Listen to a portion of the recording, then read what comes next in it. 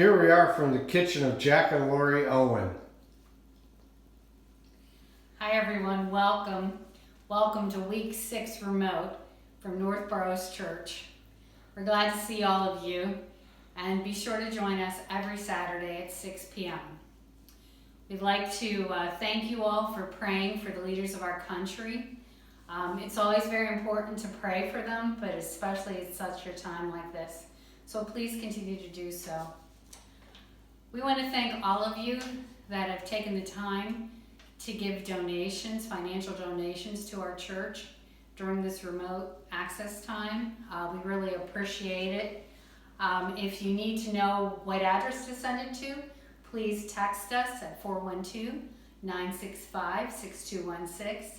And if you're in need of any food, that's also the same number, 412-965-6216.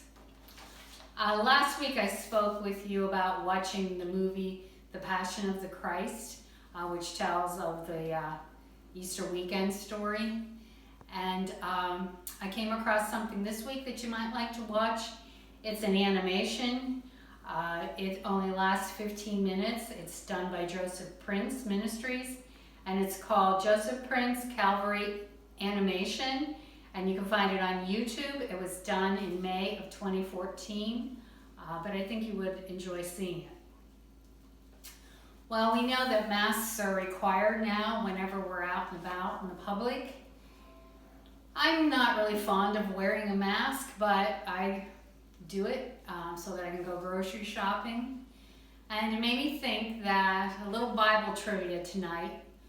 Who in the Bible wore a mask? So take a minute and think about that.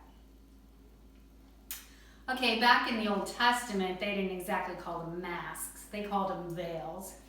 And it's not a bridal type of veil that you might be imagining, but it's a face veil. And the way I envision it is I figure it probably goes from ear to ear and across the bridge of your nose, and then it probably just hangs straight down loosely, and it probably covers their chin, or maybe it goes as far as their neck. But it was something that one of the people in the Old Testament wore. And in case you don't know or haven't guessed it yet, the man who wore this mask was Moses. Now, and it's in Exodus 34 if you want to read about it. Now Moses went up on the mountain, Mount Sinai, to visit with God and to get the 10 Commandments. This was the second time he went up to get them. When Moses returned from his visit with God, his face was glowing. It shone brightly, but Moses didn't realize this. But when he got down to the bottom of the hill, the mountain, the people were afraid to come close to him because of his glowing face. And so at first they were afraid of him, but Moses called them, and they did come over to him, and he spoke with them. Now, why did his face shine? Because he had spent time in the presence of God, because the glory of the Lord had surrounded him. In the Old Testament, people feared that if they ever saw the face of God, they would die, because he was a holy God, and they would never assume that they could look upon his face. So Moses would put a veil on, or a mask, and he wore it among the people. And then whenever he went to meet with God at his special location, the tent of meeting, he would take the veil off, he'd go inside, he'd meet with God, God would give him instructions for the people. He'd come back out and he'd speak to the people. And so for a little bit they would see his face glowing. Then as soon as he told them whatever he needed to deliver to them from God, he would put the veil back on and he'd wear it again until he went to visit with God. So you might be wondering, well, how does this apply to us at all?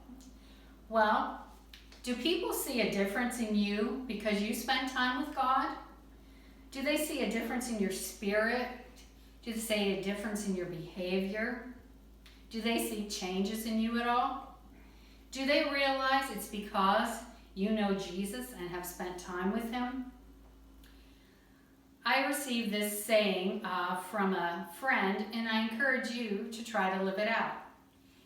The saying goes, live in such a way that those who know you but don't know God will come to know God because they know you.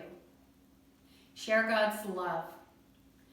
May God bless you this week and always, and we hope to see you next week. Take care.